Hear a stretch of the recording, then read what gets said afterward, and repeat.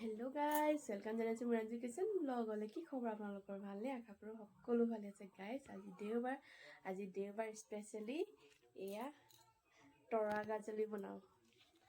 আহকচোন মই কেনেকৈ বনাইছোঁ চাওঁ। তৰা গাজলিখিনি মই প্ৰথমতে বাকলি গুচাই কাটি লওঁ। গুচাবলৈ ইমান কষ্ট নহয় গাইজ, খুব ধুনীয়া লাগে গুচাই। আৰু ইয়াৰ যোনখিনি ভিতৰৰ অংশ কোমলীয়া সেইখিনিহে সিজাব লাগিব। বাকলিখিনি মই প্ৰথমতে পেলাই ল'ম। গাইজ বৰ বেছি খোৱা নহয় বাৰু তৰা গাজলি, মাজে সময়ে কেতিয়াবা দিনা খাওঁ, কিন্তু ভিডিঅ' বনোৱা নহয় বাৰু। শুকান মাছৰ লগত খুব ভাল লাগে। শুকান মাছখিনি যিহেতু মোৰ ওচৰত নাছিলে, তো সেইটো কাৰণে মই শুকান মাছ দিয়া নাই, মই এনেকৈয়ে বইল কৰি বনাইছোঁ। এনেকৈও ভাল লাগে, এনেকৈও আপোনালোকে খাবলৈ পাৰিব। বহুত মানে হেল্ডি বস্তু হয়, খাব লাগে। তাৰপিছত আৰু খুব ধুনীয়াকৈ বাকলিখিনি গুচালোঁ। চাওকচোন গাইজ ছাইডত বাকলিখিনি কিমানখিনি ওলাই আছে। আৰু তৰা গাজলিয়ে 5ডালেই একদম অকণমানে, তথাপিও আৰু যি কিমানকণ ওলাই আৰু সেইখিনিয়ে বনাম। আপোনালোকে নিজেই গম পাব যে কাটিলে মানে কোনখিনি কোমলীয়া কোনখিনি বুঢ়াখিনি নিদিব, কোমলীয়া অংশখিনি দিব। খুব ধুনীয়াকৈ মই কাটি বাছি আৰু এইখিনি বনাবলৈ লৈছোঁ।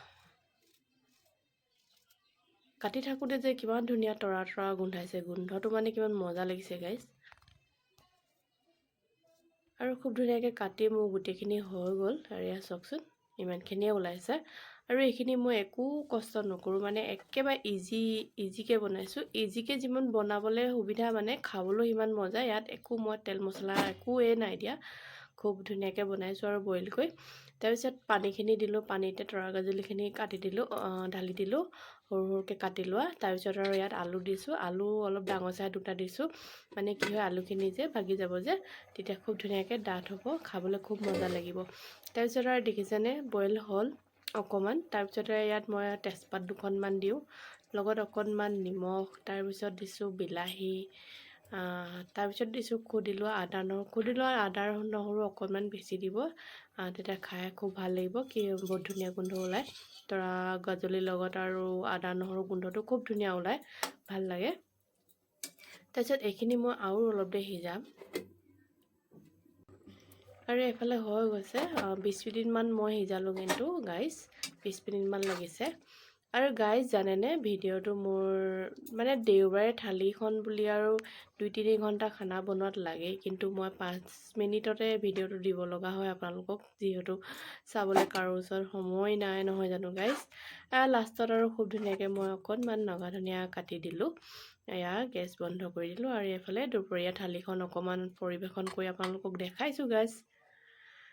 আৰু খোৱা দেখাবলৈ নোৱাৰোঁ জানেনে গাইজ।